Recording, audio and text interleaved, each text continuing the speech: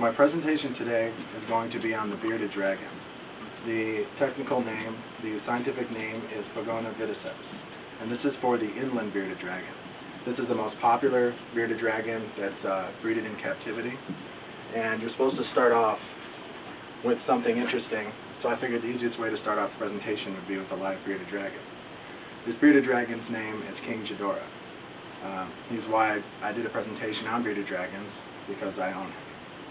The bearded dragon is originally from Australia, but they're such a popular domesticated lizard because of the fact that they're very easily bred in captivity. And this one is not wildly caught, but was one that was bred.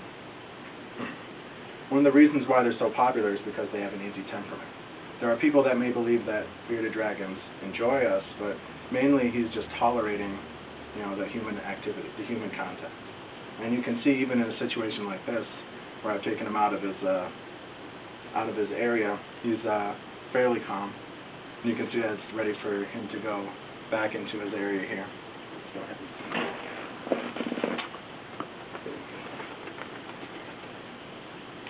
So, where we want to start with the bearded dragons is in terms of care. Now, when it comes to the care of bearded dragons, most people are going to start with a baby bearded dragon. If you're a first-timer, I would recommend that you not start with the baby bearded dragon in the beginning, because that's where it's going to be hardest to take care of. But if you are starting with the baby dragon, there are some important things to remember. The first thing to remember is that you need to start with the smallest food possible. As your bearded dragon grows, the largest food that you can feed him, as a rule, shouldn't be any wider than the eyes. So as the bearded dragon's head gets larger, you can feed it larger food. As a child, or as an adolescent, they're going to be eating a lot more protein. So you should expect to be having to feed them crickets or silkworms every day. Crickets are the easiest food to hold on to and the most commonly fed to bearded dragons. It's important that they have water. As a desert dweller, they're not necessarily going to be looking for water to drink, but if you miss them, that's going to be the easiest way for them to absorb it, because they're not necessarily going to be drinking out of a container of water. One of the other important things about taking care of bearded dragons is that their shelter has specific temperature requirements. As a bearded dragon, as a cold-blooded animal, they're going to require temperature gradients that they can monitor their own temperature and going from colder areas to warmer areas. Temperature gradient that's going to be required is 76 to 86 degrees Fahrenheit, and you're going to want to have a basking area where the temperature is between 90 and 100 degrees. This basking area is also where you're going to need to have a light bulb and a light source. One of the most important things about the light source is that you want a full spectrum bulb. This is an example of a bulb that's made specifically for reptile enclosure. And this bulb has, what's important is UVB light. This is what allows them to metabolize calcium, which is what allows them to grow. Without this light, your bearded dragon is not going to grow properly, and this can cause serious health problems if you don't have a full spectrum bulb or access to natural sunlight. And here's some examples of the food that you would be feeding an adult bearded dragon, as well as a baby, when it comes to the greens. This is an example of kale. And kale is what King Ghidorah eats most of the time. And this is the other staple of food for him. This is the superworm. A little bit small to see, but they look like mealworms, but they're much larger. And they also bite. That's why when he's eating them, usually they try to get the head first. So, one of the things that's important when you're taking care of reptiles is that they're not going to necessarily show you when they're sick or hurt. Bearded dragons are the same way. They're considered hardy animals, but really they're just good at hiding it. So, one of the best ways to find out what's going on with the dragon is one of the things it does leave behind, which is the poop. You can bring it into the veterinarian. They'll do a full workup on it to see if there's any diseases, any parasites. But you yourself can also do an examination of the poop. I would suggest that you take a toothpick and take a look through the matter.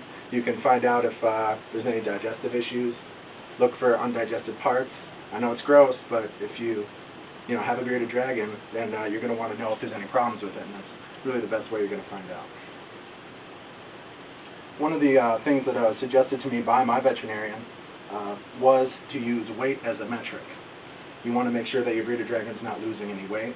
If you measure it consistently, you can find out whether there's any problems there. If you have a growing bearded dragon, you're going to want that weight to be increasing. One of the important things to look at in terms of behavior is going to be what's called brumation. This is a hibernation-like period, and you want to make sure that you understand that this could happen, because when a bearded dragon goes into brumation, it's going to look very similar to a health problem, where they're eating less or less active. One of the most important aspects of the bearded dragon is the behavior that we see King Ghidorah doing in this picture here. And what this is was the first time he ever went outside. You can see what the bearded dragon is known for is what happens to the throat area right here. And I'll go ahead and step back. That's where the bearded dragon comes from. And this is just another example of how wide the mouth gets. This is just sort of a display more than anything else. Not as if the dragon was going to bite me, but just to look like a more formidable opponent to a bird or to me. You can see that even when I picked it up, I'm holding it. It's not biting me, but it's still doing the beard. And this is a more recent picture of him doing it again. Mostly it's outside. Whenever inside, he's not going to be doing that, and it's never not something he's usually doing.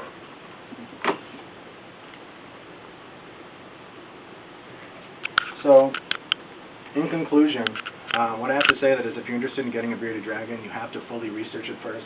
What I gave you is just a short overview of what it takes to take care of a bearded dragon. There's going to be a lot of meticulous care, a lot of cleaning up of the poop that I mentioned before. And there's also a lot of money that it takes to be constantly buying food, as well as for veterinary care. And I implore you that if you buy a dragon, consider that there will be some veterinary costs. Don't assume that you won't have to take him to the veterinarian ever, because that would be, I would consider animal negligence. I think dragons can be a rewarding pet, but if you're a first time for taking care of reptiles, I would recommend starting with something like a leopard gecko, an adult that might be easier to take care of.